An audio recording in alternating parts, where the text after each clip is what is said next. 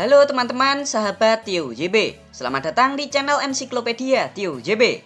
Kali ini kita akan jalan-jalan ke negara tetangga kita, yaitu Malaysia. Video ini menyempurnakan video lama tentang fakta negara Malaysia. Tahukah kalian jika Malaysia saat ini mulai dalam tanda kutip dijajah oleh orang-orang Bangladesh? Hah? Benarkah faktanya seperti itu? Selain itu, kenapa sih Malaysia sering banget mengklaim budaya Indonesia? Meskipun agama Islam adalah agama resmi di negara ini, serta memiliki hukum syariat Islam, namun Malaysia memiliki tempat perjudian kasino berkelas internasional yang terletak di dataran tinggi Genting. Loh, kok bisa? Gak bahaya tah?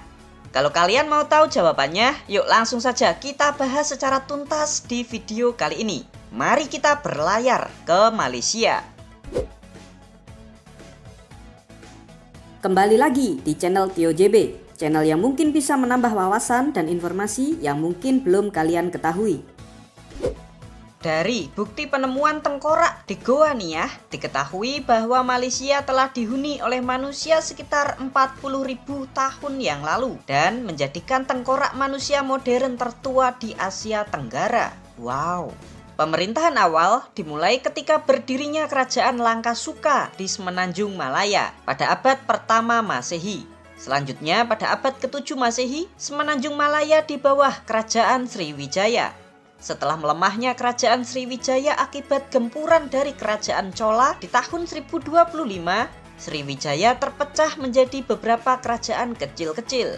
Lalu pada tahun 1275, Kerajaan Singosari dengan ekspedisi Pamalayunya berhasil dan sukses menyatukan Melayu serta mengamankan Selat Malaka. Kerajaan Singosari lalu digantikan oleh Kerajaan Majapahit pada tahun 1293. Setelah melemahnya Majapahit, mulai tuh bermunculan kerajaan-kerajaan Islam di sini. Salah satunya adalah Kesultanan Malaka yang berdiri pada tahun 1400 yang didirikan oleh Prameswara, seorang pangeran yang masih keturunan dari Kerajaan Sriwijaya. Selanjutnya, bangsa Eropa seperti Portugis, Belanda, dan Inggris itu mulai memasuki serta menguasai Malaysia pada abad ke-16 hingga 18. Lalu Inggris secara resmi menjajah wilayah ini pada tahun 1826 dengan pembentukan koloninya yang bernama Malaya Inggris. Pada tahun 1942, Jepang berhasil merebut wilayah ini dari Inggris hingga kekalahannya di dalam Perang Dunia Kedua di tahun 1945. Setelah itu, Inggris kembali mengambil alihnya. Tidak lama kemudian, Inggris membentuk Persatuan Malaya di tahun 1946, yaitu negara persatuan yang di dalamnya meliputi 9 kerajaan di Malaysia. Lalu berganti nama menjadi Federasi Malaysia di tahun 1948. Malaysia secara resmi diberikan kemerdekaannya pada tanggal 31 Agustus 1957. Inggris lalu menyerahkan wilayahnya di Sabah dan Sarawak kepada Malaysia pada tahun 1963. Tidak lama berselang, pada tahun 1965, karena perbedaan etnis dan agama, Malaysia mengusir Singapura dari wilayahnya. Dan akhirnya, Singapura mendeklarasikan negara yang berdaulat pada tanggal 9 Agustus 1965. Berikut 9 fakta negara Malaysia. Tapi sebelum kita mulai, jangan lupa untuk subscribe channel Tio JB dan tekan tombol lonceng agar tidak ketinggalan info menarik lainnya dari Tio JB. Profil negara. Malaysia bernama lengkap Kerajaan Persekutuan Malaysia dengan Sultan sebagai kepala negara didampingi Perdana Menteri sebagai kepala pemerintahan. Negara ini memiliki ibu kota negara yang bernama Kota Kuala Lumpur. Secara geografis, Malaysia berada di benua Asia bagian Tenggara atau kawasan ASEAN, serta berbatasan dengan negara Brunei yang terapit di wilayah Sarawak, di sebelah utara berbatasan dengan negara Thailand, serta di sebelah selatan dengan negara Singapura dan Indonesia. Negara ini memiliki luas wilayah sebesar 330.803 km persegi, serta jumlah penduduk sebesar 32.447.385 jiwa. Untuk agama, 63,5% penduduk di sini memeluk agama Islam, 18,7% memeluk agama Buddha, 9,1% beragama Kristen, 6,1% memeluk agama Hindu, serta 2,7% sisanya memeluk agama yang lain. Sedangkan untuk etnis, 69,7% atau yang terbesar merupakan etnis Bumiputra atau bisa juga disebut sebagai etnis pribumi Malaysia. 22,9% merupakan etnis Tionghoa, 6,6% etnis India, serta 0,8% sisanya merupakan etnis yang lain. Bahasa resmi yang digunakan di negara Malaysia adalah bahasa Melayu. Indeks pembangunan manusia di negara Malaysia menempati peringkat 62 dunia. Negara ini merupakan negara yang berkembang dengan kelompok ekonomi berpenghasilan menengah ke atas. Perekonomian negara Malaysia sangat bertumpu pada produk pertanian terutama kelapa sawit, tambang minyak bumi dan gas alam, industri bahan kimia, industri elektronik, produk kayu dan furniture, industri mesin dan kendaraan, serta peralatan medis dan farmasi, dengan ekspor terbesarnya ke negara China, Singapura, dan Amerika Serikat. Sedangkan mata uang yang digunakan di negara ini bernama ringgit Malaysia. Kurs 1 ringgit setara dengan Rp3.340. Kehidupan masyarakat. Malaysia merupakan negara yang wilayahnya itu terbagi ke dalam dua bagian, yaitu di Semenanjung Malaysia serta di Malaysia Timur atau di Pulau Borneo. 79% penduduk Malaysia ternyata tinggalnya itu di Semenanjung Malaysia, teman-teman. Jadi distribusi penduduknya itu tidak merata. Dari data Departemen Statistik Malaysia, angka kemiskinan di negara ini pada tahun 2022 sebesar 6,2% dari total penduduk. Untuk gaji minimum atau UMR di negara Malaysia pada bulan Mei tahun 2023 sebesar Rp1.500 per bulan atau sekitar Rp5 juta per bulan. Nah, bagi kalian yang pernah bekerja atau sedang bekerja di negara Malaysia, spill dong gajinya. Tulis di kolom komentar ya teman-teman. Thank you. Menara Kembar. Fakta unik pertama negara Malaysia adalah ini. Ikon negara Malaysia yang sangat melegenda. Pasti kalian tahu kan? Namanya adalah Menara Kembar Petronas. Gedung pencakar langit setinggi 451,9 meter ini memiliki total 88 lantai dan merupakan bangunan kembar tertinggi di dunia. Wow. Gedung megah ini dibangun pada tahun 1993 dan selesai pada tahun 1999. Di dalam gedung ini ada pusat perbelanjaan kayak mall gitu teman-teman. Lalu di atasnya adalah perkantoran. Kalian yang sedang liburan atau traveling ke negara Malaysia jangan lupa untuk mengunjungi Menara Kembar ini. Yuhu! Negara Muslim. Tahukah kalian jika agama Islam merupakan agama resmi di negara Malaysia ini teman-teman? Namun konstitusi Malaysia memberikan kebebasan untuk agama lainnya. Di negara ini, orang Melayu harus beragama Islam dan mereka dilarang untuk berpindah agama.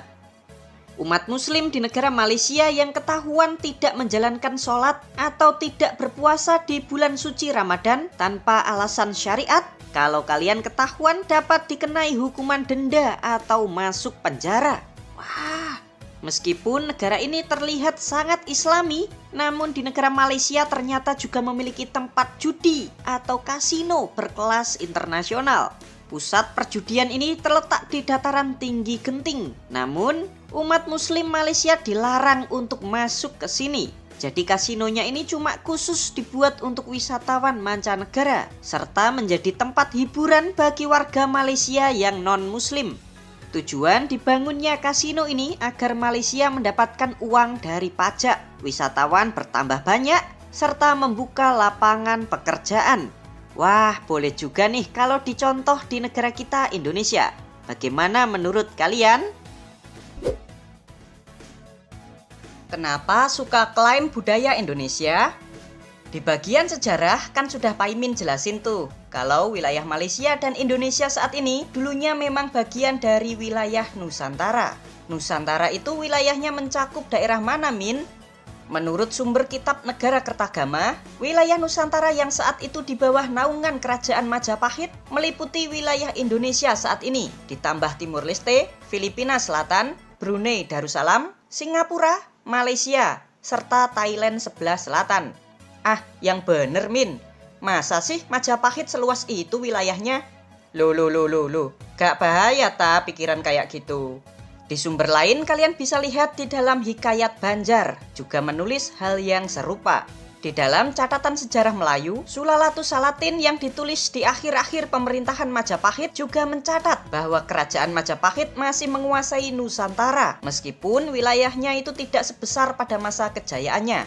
Di dalam catatan Suma Oriental yang ditulis oleh penjelajah Tommy Pires juga mencatat hal yang sama. Nah, karena Malaysia di masa lampau merupakan bagian dari wilayah Nusantara, maka kebudayaan dan adat istiadatnya juga tidak jauh berbeda dengan negara kita, Indonesia. Contohnya, Malaysia pernah mengklaim keris sebagai warisan budayanya.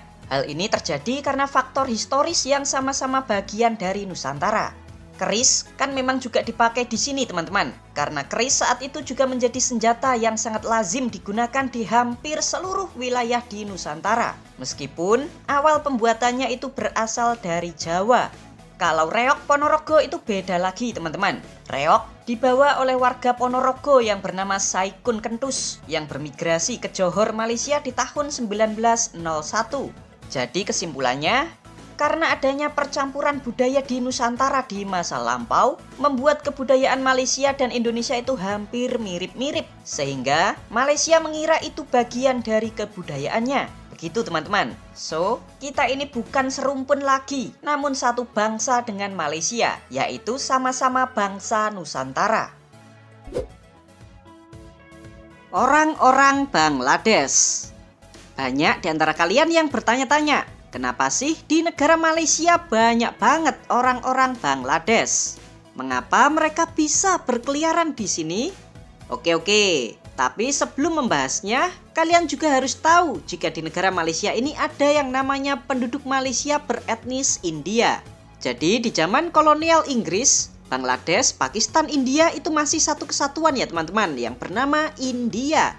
Makanya face muka dan perawakan orangnya itu hampir mirip-mirip.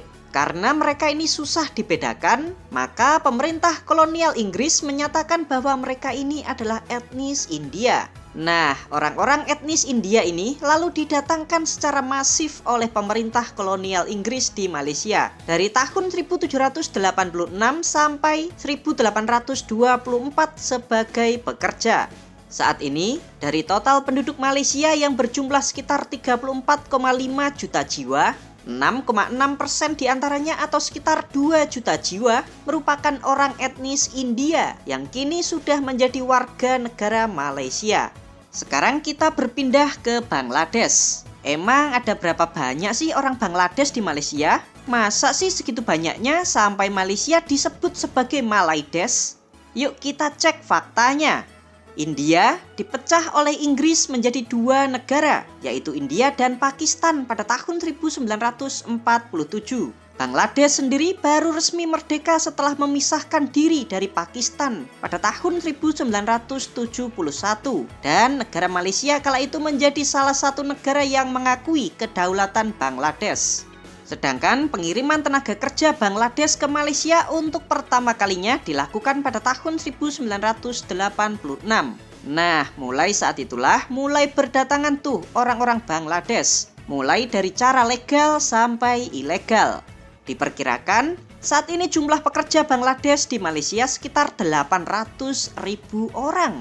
Kalau digabungkan sama warga Malaysia beretnis India yang berjumlah 2 juta jiwa, berarti totalnya ada 2,8 juta jiwa. Masih tergolong kecil teman-teman. Coba kita bandingkan sama etnis China di Malaysia yang jumlahnya aja 6,7 juta orang. So, tidak pantaslah kalau Malaysia kita juluki sebagai Malaidesh. Oke teman-teman, sudah jelas kan? Monarki. Tahukah kalian teman-teman, jika secara konstitusi Malaysia merupakan negara kerajaan yang dipimpin oleh raja atau sultan yang bergelar yang di Pertuan Agung. Namun yang unik nih, Karena negara ini terbentuk oleh 9 kerajaan, maka ke-9 raja atau sultan ini secara bergantian memerintah Malaysia dengan durasi 5 tahunan.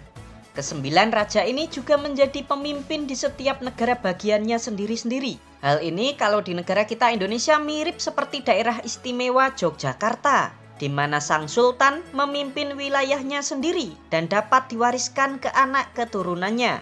Lalu bagaimana sih pembagian wilayah di negara Malaysia? Jadi, negara ini memiliki 13 negara bagian plus 3 wilayah federal. 9 negara bagian dipimpin oleh monarki, yaitu Johor yang dipimpin oleh sultan, Kedah dipimpin sultan, Kelantan juga dipimpin oleh sultan, Negeri Sembilan dipimpin oleh Yang di-Pertuan Besar, Pahang dipimpin oleh sultan, Perak dipimpin oleh sultan, Perlis dipimpin oleh raja, Selangor dipimpin oleh sultan, serta Terengganu yang dipimpin juga oleh sultan. Sedangkan 4 negara federal lainnya yaitu Sarawak, Sabah, Pulau Pinang, serta Malaka dijabat oleh Yang di-Pertua Negeri atau semacam gubernur yang ditunjuk oleh Yang di-Pertuan Agung Malaysia. Saat ini di tahun 2023, Yang di-Pertuan Agung Malaysia dipegang oleh Sultan Abdullah dari Pahang. 2 wilayah federal Malaysia dikelola secara profesional oleh perusahaan, yaitu wilayah Putrajaya yang dikelola oleh perusahaan Putrajaya, serta wilayah Labuan yang dikelola oleh perusahaan Labuan. Sisa 1 yaitu wilayah federal Kuala Lumpur yang dipimpin oleh seorang wali kota yang diangkat oleh Menteri Wilayah Federal.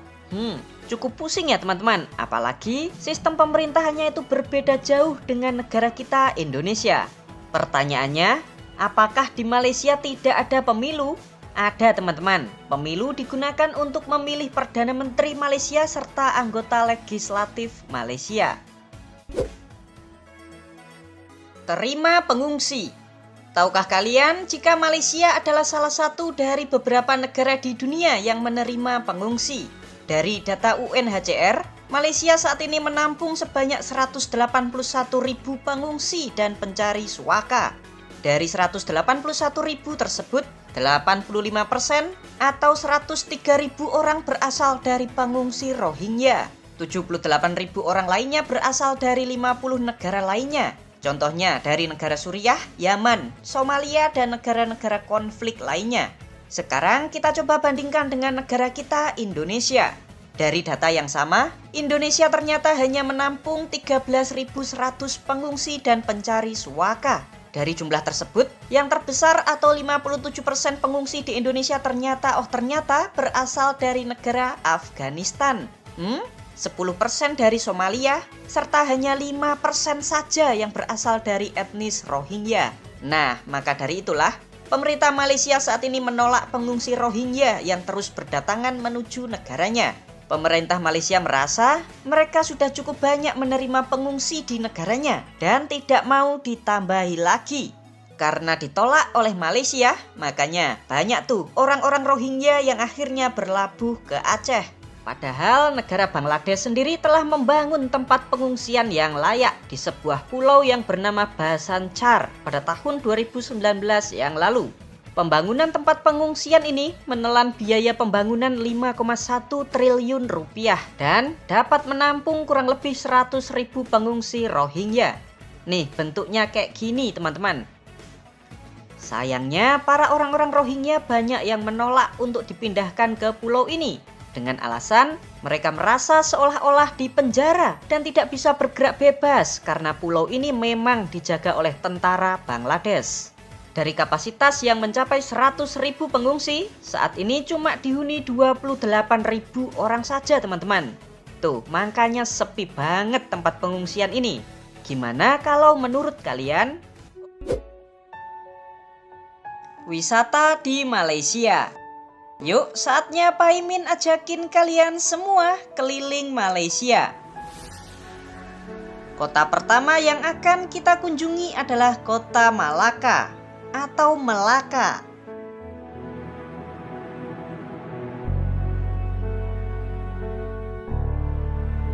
sebuah kota bersejarah Nusantara di masa lampau.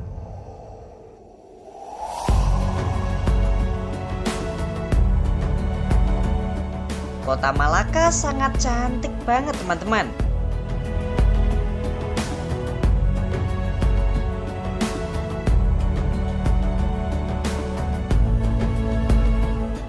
Suasananya juga sangat nyaman dan antik.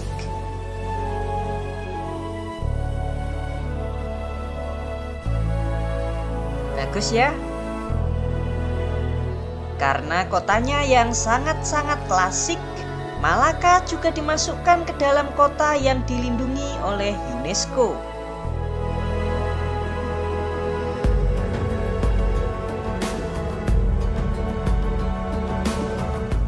Oke, next kita akan mengunjungi Pulau Pineng. Di sini ada sebuah kota klasik yang bernama Georgetown. Sesuai namanya, kota ini dibangun oleh pemerintah Inggris dan dinamai Georgetown untuk menghormati Raja George III, penguasa Inggris kala itu.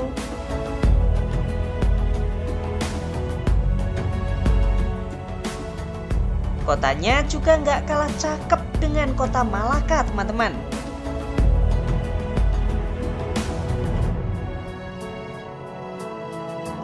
Karena bangunan di sini banyak banget yang bersejarah, maka kota ini juga dimasukkan ke dalam situs warisan dunia UNESCO.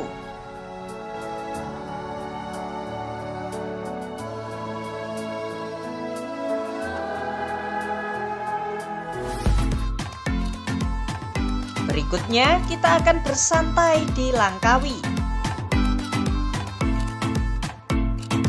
Langkawi adalah kepulauan yang terdiri atas 99 pulau dan letaknya di negara bagian Kedah.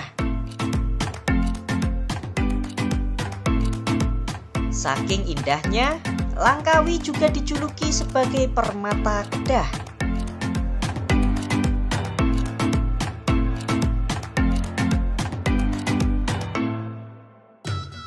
Tuh, bagus banget kan?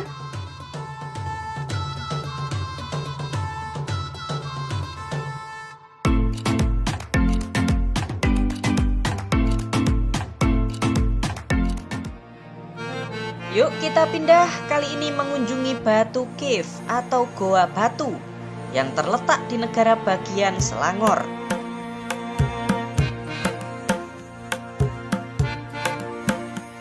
Goa ini menjadi salah satu tempat paling suci agama Hindu di negara Malaysia.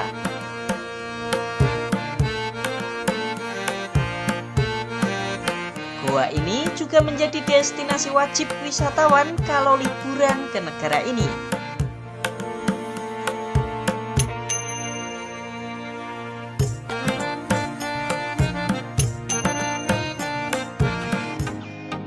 Mari kita sekarang melihat yang sejuk-sejuk. Berikutnya kita akan mampir ke dataran tinggi Kamerun. Bagus banget kan teman-teman? Dataran tinggi Kamerun ini terletak di negara bagian Pahang.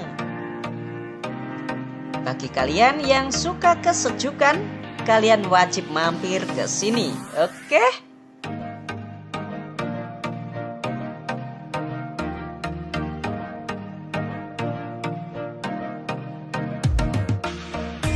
Selanjutnya kita akan balik ke ibu kota Kuala Lumpur. Nih, tempat favorit Paimin.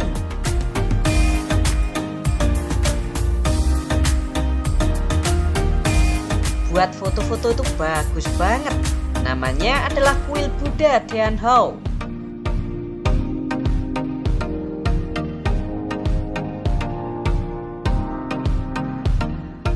Kita pindah, saatnya mengunjungi lapangan Merdeka. Di sini ada bangunan indah tuh. Namanya adalah Gedung Sultan Abdul Samad.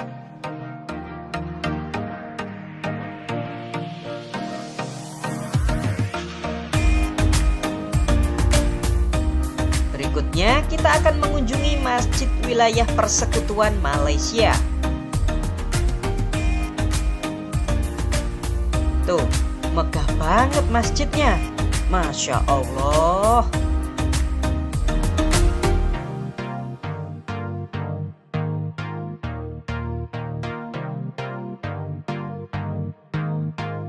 Di kota Kuala Lumpur, kalian juga jangan lupa untuk berkunjung ke Menara Kembar Petronas.